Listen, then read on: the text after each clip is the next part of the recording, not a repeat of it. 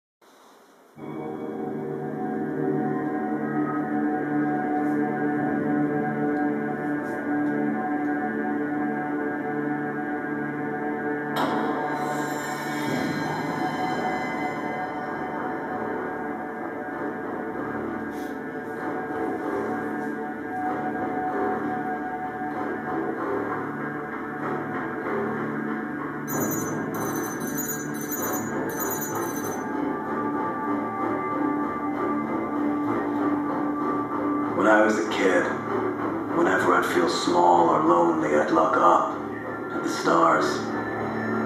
Wondered if there was life up there. Turns out I was looking in the wrong direction.